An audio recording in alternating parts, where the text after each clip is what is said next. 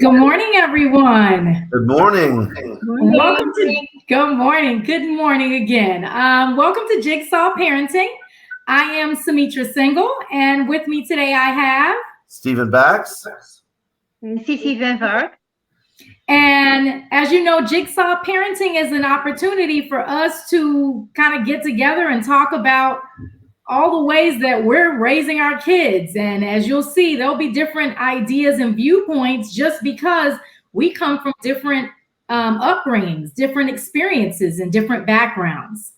So I am going to jump right into today's topic. I'm kind of super excited about this topic because it hits home, like really hits home for us. I have a high school senior who is about to be off to college soon.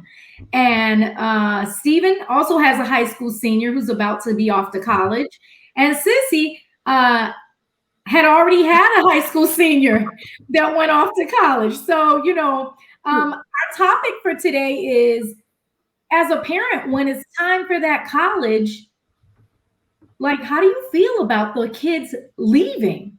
I think a lot of times we're always bringing up our kids, preparing them to go off into the world, to do whatever it is they're going to do so they can be productive adults. But I think when the time actually comes, it's a little different. I think in our heads, the concept is great. Yes. But when the time approaches, now we're kind of like, I don't know if I really want to make this happen. So I'll tell you, for us, for my husband and I, we have always encouraged our kids to go to college and go to college someplace else, someplace not here, just because we want them to leave the nest, get that experience of being out on their own. And so for my daughter, she's in her mind, she wants to go to college that's at least 2 hours away from the house. She doesn't want to have anything to do with us during college, of course, until she comes home for holidays and probably needs some money and whatever else she needs to bum off of us, right? The laundry. That's the plan, that she's going to go away to college. And I've always had my mind wrapped around this, and that's what I expect. Now, come June, July, August, when she actually finally walks out the door, am I going to be boohoo crying? Probably, because I really don't know how this is going to go. You know what I'm saying? Talking it in theory and it actually happening might be two different things. But I've been trying to mentally prepare myself for this, saying she's going to leave, and crossing my fingers, this is going to go well. What about you, Stephen?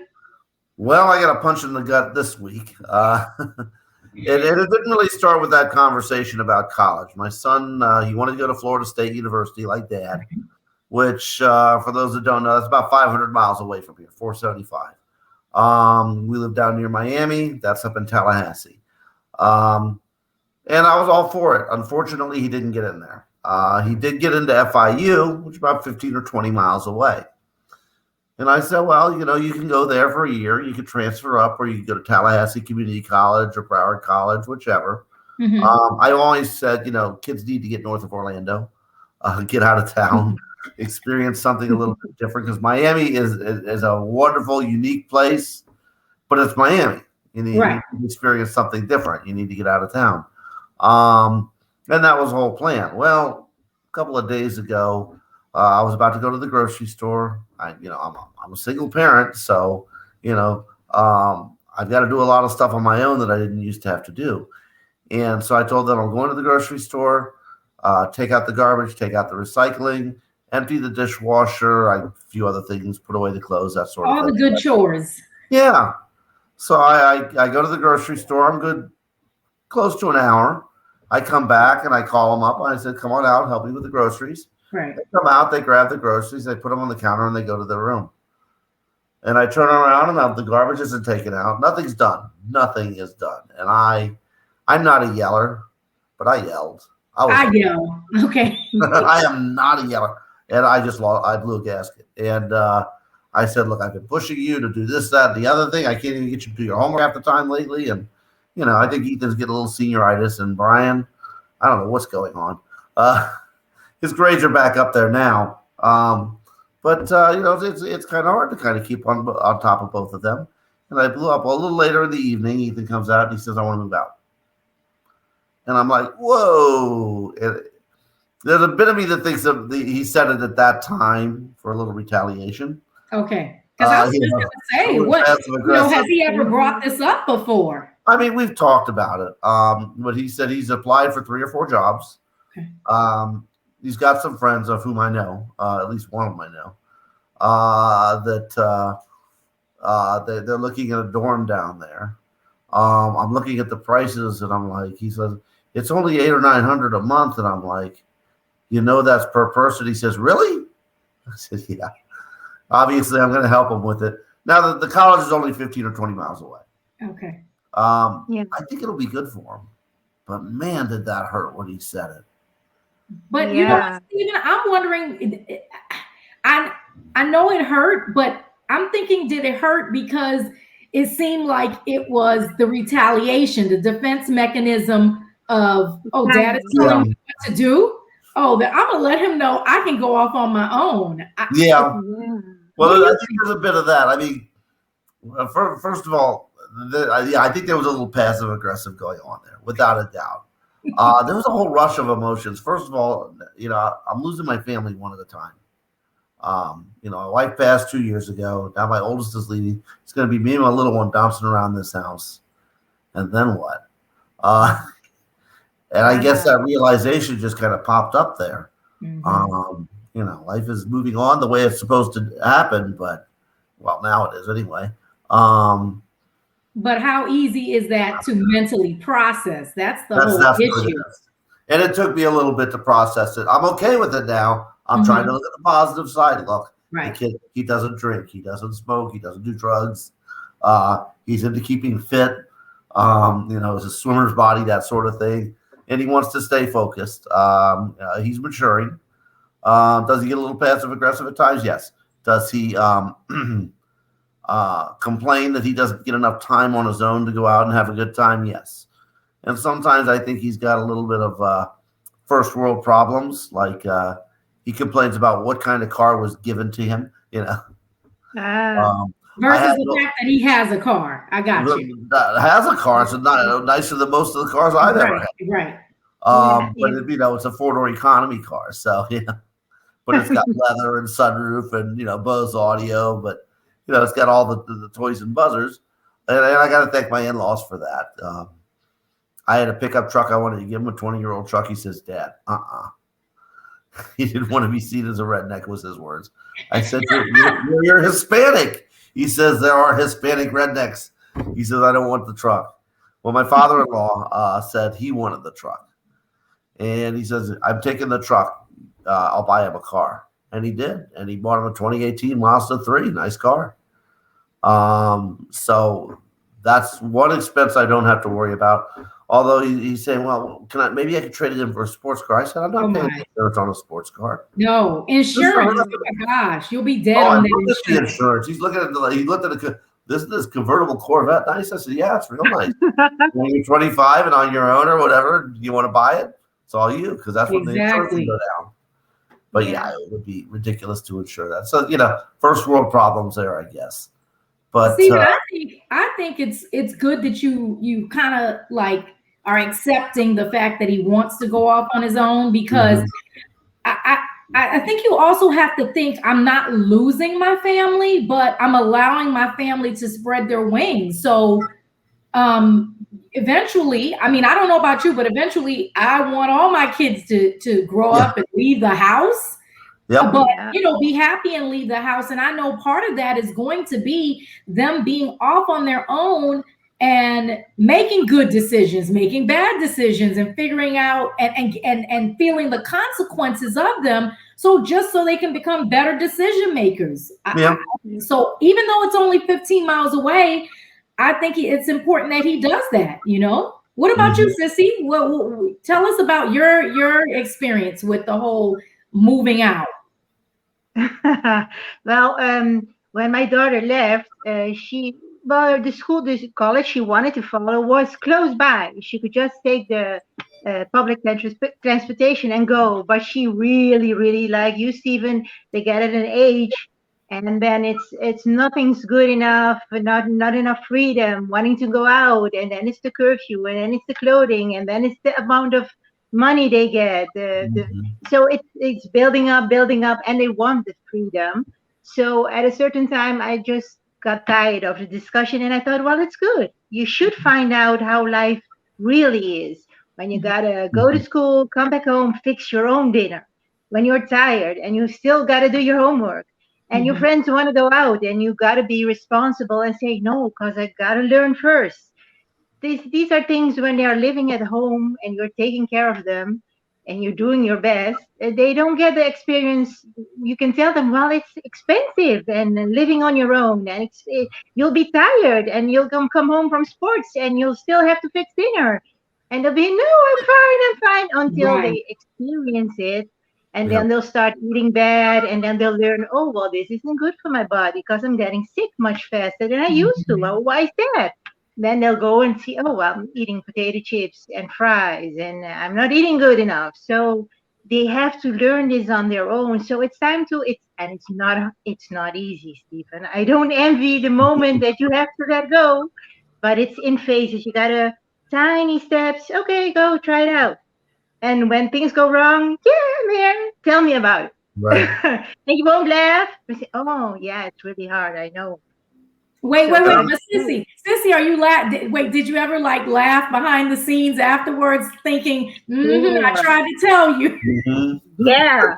And I really want to go. I told you, but I don't. I don't. I keep it to myself. But then I really have a good laugh about it. It's like, when they're small, you tell them to pick up the Lego and they don't, and they step on it and you go, yeah.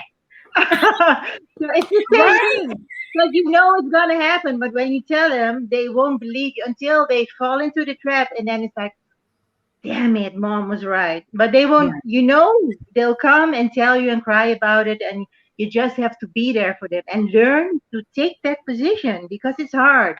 You want to keep parenting, but at a certain time, you got to let go and just let them know that you'll be there. Whatever happens, that the lines are open, they can talk to you, you'll be there. You can't save them from anything because they have to learn. They have to learn the responsibility of their mistakes. But it's a matter of time and letting go and being patient and hoping they make small mistakes, not the really huge ones. Right. Yeah, But but I've been told not to make the bedroom into a man cave yet. Right. Yeah. Don't change it up just yet. Give it some time. Right. yeah. Hey, so Sissy, what about, once your older daughter left, what ended up happening with your younger one? Because, I have two younger kids. So when my older daughter goes off, Jordan goes off to school, I still will have two back home here. They'll keep each other company and we'll still be busy here because I have two. What was that like for you with still having one home? Well, it was kind of positive because I had more time. Okay. That's the first thing. I had more time, more attention for her to really see what's going on, because then you don't have to be constantly worrying about the one or the other. And I felt she had more room to develop her own character, because at first she was always looking up to her older sister. I want to be big like her. I want sister. to do what she does. And now Right. she had the freedom to discover her own taste and her own, like my older daughter was really into horseback riding. So Okay. the smaller one tagged along and went along until the older one moved out, and she was like, horses are kind of smelly. And I was like, oh, really? Yeah, and you get dirty, so let's not do that, mom. And I was like, all this time she was tagging along, yeah, mom, we're going to see the horses. And she suddenly felt the freedom of telling me she Right. didn't really like it. So it was a good thing because she kind of found herself and find out how to tell me things she didn't like or did like, develop Okay. her own character. Yeah, it was a good thing. I wonder if having the older sibling, um, just because they're the older sibling, and a lot of times the younger one wants to be so much like them, that it sounds like they just sometimes gotta go along with whatever the older one is doing because a path has already been laid out, and they just kind of go with it whether they like it or not. And then, like you said, once they have the opportunity of just being on their own and more time being focused on them, now they, I guess, maybe tend to speak up more. That's interesting. I didn't think about that. Yeah. Well, I'm about to find in my case, what happened? Yes, Stephen, you're about to find out for sure. Since you got the younger one at home. Oh my goodness. Yeah. Okay, well, this was great. I'm gonna keep you guys posted on what happens with me and if all where's Jordan going to? Well, you know what? Jordan doesn't know yet. She's got it accepted into like 9 different schools. Oh wow. And we are going to sit down and kind of weigh it all out. Yes, I'm super excited. She does have a lot of choices. So we're going to sit down really soon because that college decision day making time is about upon us. Right. And hopefully soon when we talk again, I will know where she's going. So, we'll see. Ethan signed up for his classes yesterday. Oh, wow. Yeah. So it's real now. Yes, you're right. It's definitely real. Yep. Okay, well, this has been a great show.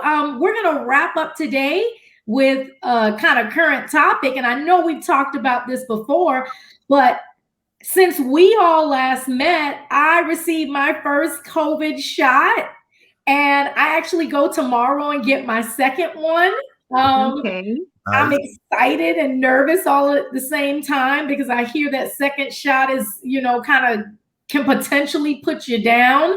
But, one of the things I'm seeing is it seems like just because the vaccine is out there and lots of people are getting it, there seems to be a lot more lax, like the attitude about things have kind of dropped because about, I want to say earlier this week, Stephen, in Miami-Dade County, I believe the mayor lifted the curfew. Risk levels are really high in the county right now. Yeah, so I know the vaccine is out there, but I just don't quite get. I don't think we need to still let up on a lot of things. We still need to be vigilant about everything. Well, I ended up with the 1-shot vaccine, and one of our colleagues, I won't say who she is, she's like, I'm going to wait on this. I'm not going to do this anymore. Guess what?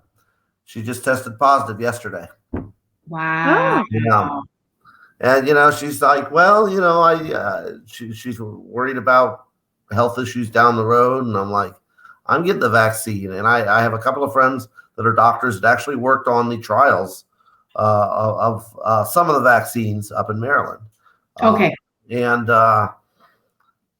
said, get it. In fact, he told me, he says, he saw me at the beach or something, and there was a crowd. I was wearing a mask, and I was with the kids. And he said, you need to stop playing around. You're the only parent they have left. You need to make sure you're getting that vaccine as soon as possible and stop getting into these big crowds. And he was very firm on it. And he's a very laid back guy, but and he has no kids of his own. He's not married or anything, but he's like, listen, I'm seeing this stuff happen. He's a doctor of internal medicine. He said, you do not want to deal with that. And the kids don't need to see another parent pass away. Right. Yeah. So the colleague you were talking about was going to get the vaccine and they didn't get it. They hadn't got it yet. But she wanted to put it off. She didn't think she really needed it. She wasn't terribly, she's, younger, younger than us, not really young, but she wasn't so sure. She was afraid of side effects. So she put it off and she ended up getting it. Well, look, I look at the side effects like, do I want to not get the vaccine? Or do I want to potentially do I want to get the vaccine and have a few side effects or not get the vaccine and I don't know, get COVID and potentially die? That's just it. And you can still get COVID after the vaccine, but at least, recuperation exactly. Could be better. What's going on with you guys over there in the Netherlands, Sissy, with the vaccine? We're at 28% fully vaccinated here, by the way. Oh, that's good. I don't know the exact percentage, but we're not as far as you guys are. it's really, really going very slow, and people are trying to getting it soon. I'm 47, and I'm planned for half June. So I'm still waiting around wanting to get the vaccine because there are a lot of people that want to get it. And sometimes people will make an appointment and won't be able to show up for whatever reason. Okay. And people will hang around and go and ask, are there some vaccines left? Can I get a shot anyway? So it's really terrible. It's going way too slow here. Are they giving it But to kids? no, not yet. Oh, really? Not yet. We're down to 12-year-olds No. now. No. And I they're didn't really Yeah, realize the that. school system's going to start giving them out. Oh, okay. Um, I did not realize that. no. So as of this I've heard past about week, it's a down to couple of 12. kids getting it, but 12-year-olds. And I wonder when they're going to give it to kids because it's Yeah. taking so much time. Mhm. Well, the rush here No, is to I'm not happy about get it. everybody vaccinated before the variants take over, and we still may need a booster shot down the road, and I'm okay with that. My son had a classmate that never got the meningitis vaccine and ended up with meningitis, and that's something that'll Wow. affect them the rest of their life. Yeah, that's And tough. I had a Actually, professor that had polio. It was horrible. that's meningitis is that's Yeah. nothing to play with right That's an there. insidious No. thing. So yeah, I don't want to mess with that sort of thing. I'm gonna trust the science. I'll trust the doctors. Do they mess up Exactly. sometimes? Yes. Right, But right. Yeah. I'm with I'm you. not playing with that. I'm No. with you. Yeah. Okay. Well, thank you guys so much for coming in and joining us today, listening to Jigsaw Parenting. Again, my name is Sumitra Single, and I have, Stephen Bax. And Sissy Van Vark. and we'll see you guys next time. Okay. Bye-bye. All right, bye. Bye.